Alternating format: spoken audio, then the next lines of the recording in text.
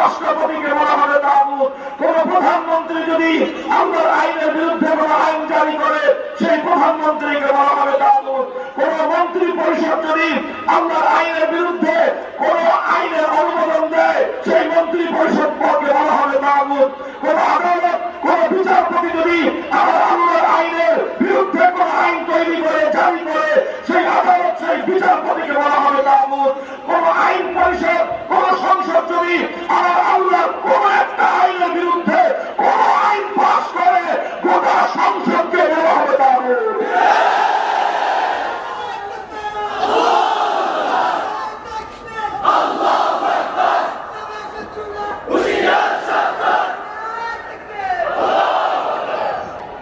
মুহতারাম হাজিরিন, এতক্ষণ পর্যন্ত কোরআনে পাকের অনেকগুলো আয়াতের উদ্ধৃতি দিয়ে একটা কথা আমি আপনাদের সম্মুখে ব্যক্ত করলাম।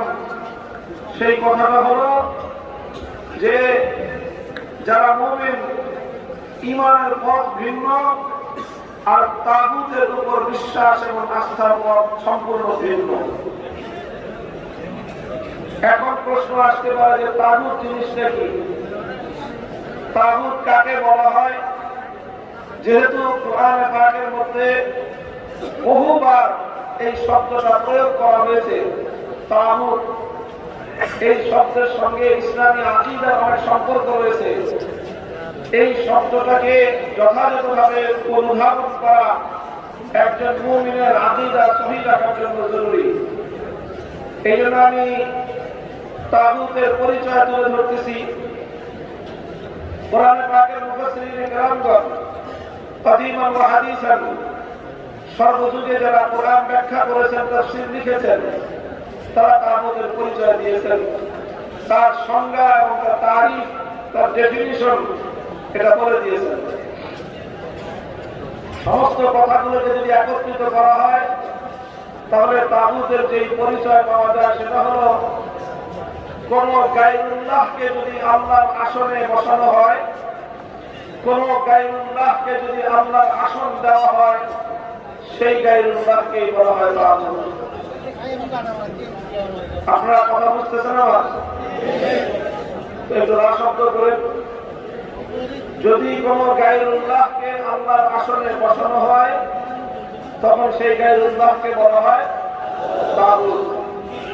গায়রুল্লাহ তো বুঝেন, গায়রুল্লাহ বলা হয় আল্লাহ ছাড়া যা আছে সব কি এক আল্লাহ, আর আল্লাহ ছাড়া মহাবিশ্বের মধ্যে যা আছে সব কি গায়রুল্লাহ। আসমান গায়রুল্লাহ, জমিন কি, মানুষ জিন ফেরেশতা সব কি, নবী ওলি আউলিয়া যা আছে সব কি গায়রুল্লাহ।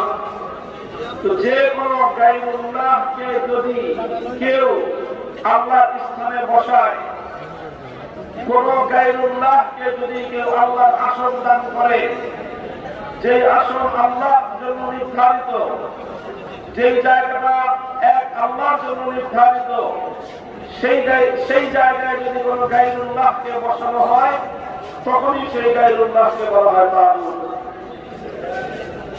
দৃষ্টান্তের মাধ্যমে আমি আরো পরিষ্কার করতেছি। যেমন মহাবিশ্বের মধ্যে ইবাদতের উপযুক্ত একমাত্র কে? যারা বলেন ইবাদতের একমাত্র উপযুক্ত কে? আল্লাহ ছাড়া আর কেউ ইবাদতের উপযুক্ত নাই। লা ইলাহা ইল্লাল্লাহ, ইবাদতের উপযুক্ত একমাত্র আল্লাহ। তাহলে ইবাদতের এই আসন নির্ধারিত কার জন্য? আল্লাহর জন্য। এখন কেউ যদি আল্লাহ পাকের জন্য ইবাদতের এই আসনে কোন গায়রুল্লাহকে বসায়, আর সেই গায়রুল্লাহ যদি ইবাদত করে, পূজা করে, তাহলে সেই গায়রুল্লাহকে বলা হবে তাগুত। এবং সে যুগে লাত, মানাত, উজ্জা, হুবল, মানুষ এই সকল দেবতার পূজা করত, এগুলো ছিল সেই যুগের তাগুত। আজকের যুগে মানুষ দুর্গা, সরস্বতী, কালী ইত্যাদি বহু দেবতার পূজা করে, অথচ ইবাদতের মালিক একমাত্র কে? আল্লাহকে বাদ দিয়ে যে গায়রুল্লাহ পূজা করা হয়, সেই গায়রুল্লাহ, প্রত্যেকটা গায়রুল্লাহকে তাগুত বলা হয়। তো একমাত্র একমাত্র ইবাদত করতে হবে কার? এটাকে বলা হয় তাওহীদ ফিল ইবাদত। এটা হলো ইবাদতের ক্ষেত্রে আল্লাহ তাওহীদ, এই তাওহীদ তথা একত্ববাদ, এটাই হলো আসলুল ঈমান, এটাই হলো ঈমানের মূল কথা, এটাই হলো ঈমানের গোড়ার কথা। যদি তাওহীদ মজবুত না থাকে, আল্লাহর একত্ববাদের উপর বিশ্বাস যদি দৃঢ় এবং মজবুত না থাকে, তাহলে তার ঈমানের শেকড় নাই।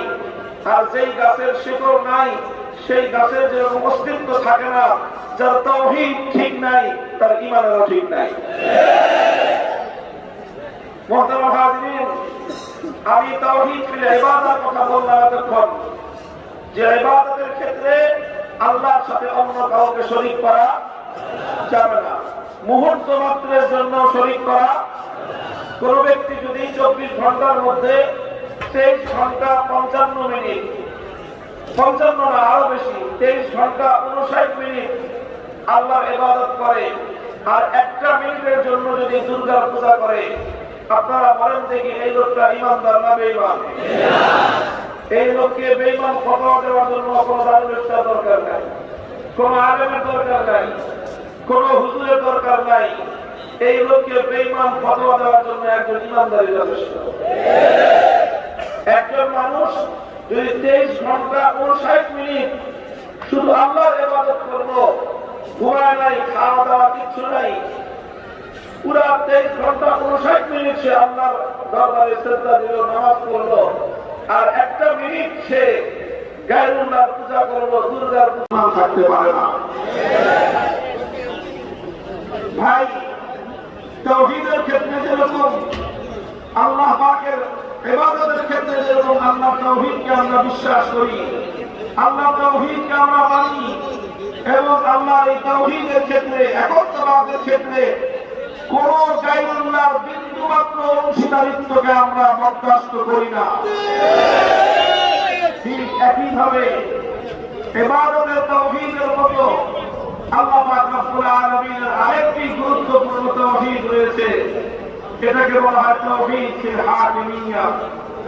তাওহীদ ফিল হাকিমিয়্যা এর অর্থ হলো মহাবিশ্বের মধ্যে আইন তৈরি করবা, বিধান তৈরি করবা, চূড়ান্ত এবং নিরঙ্কুশ ক্ষমতার মালিক একমাত্র কে?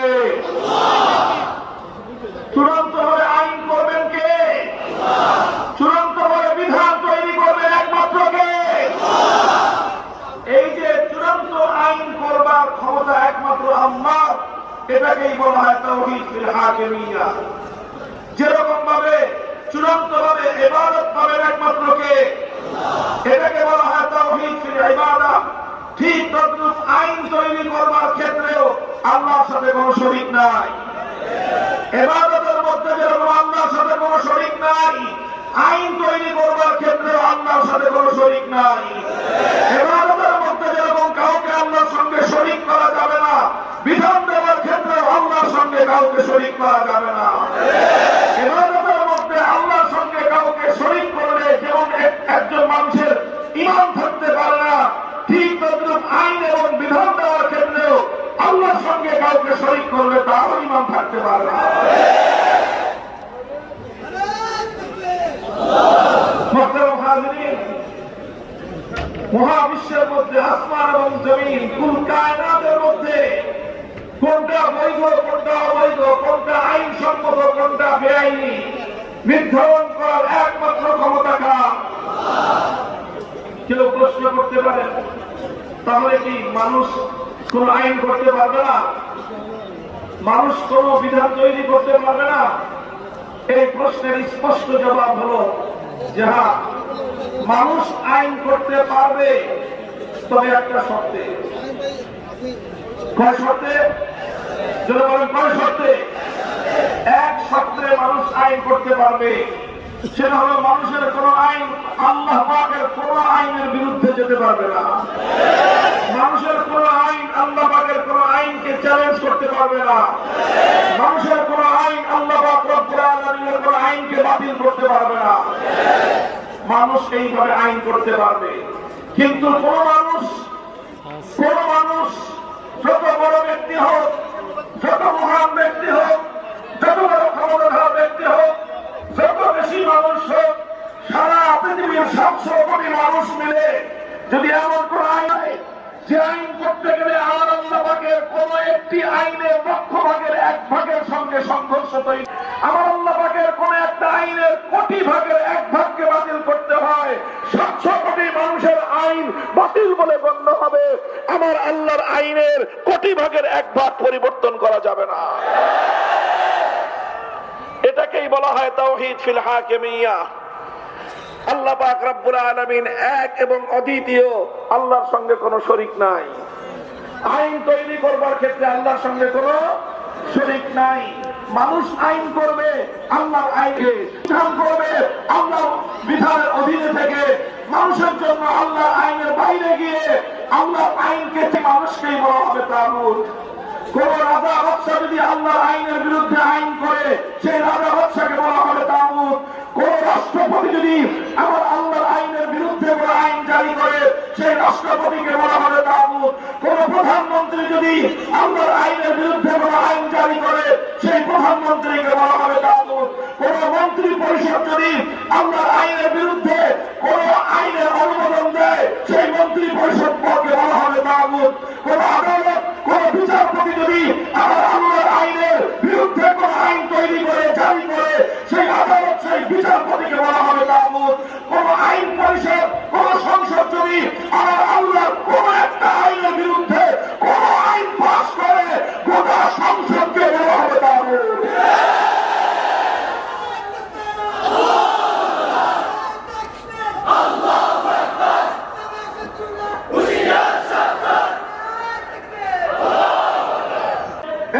প্রতিটি ইমানদারের কানে কানে পৌঁছে দিতে হবে। এই বিষয়ে আমাদের নীরবতার কারণে, এই বিষয়ে ওলামায়ে উম্মত জাতিকে যথাযথভাবে তাদের পয়গাম পৌঁছে না দেওয়ার কারণে, এই বিষয়ে ওলামায়ে কেরামকে কথা বলতে বাধা দেওয়ার কারণে লক্ষ কোটি কোটি মুসলমান নামে মুসলমান হলেও তারা তাওহীদ ফিল হাকিমিয়া, আইনের ক্ষেত্রে আল্লাহ পাকের একত্ববাদকে অস্বীকার করে তাগুতের আইনগুলোকে সব মুশরিক এবং বেঈমানে পরিণত হয়েছে। কোটি কোটি মুসলমান নামে মুসলমান, যেমনটা আমার আল্লাহ বলেছেন ইয়াজুমুনা আন্নাহুম আমানু, তারা দাবি করে যে তারা ঈমানদার, অথচ তারা পশ্চিমকালেও ঈমানদার হতে পারে না।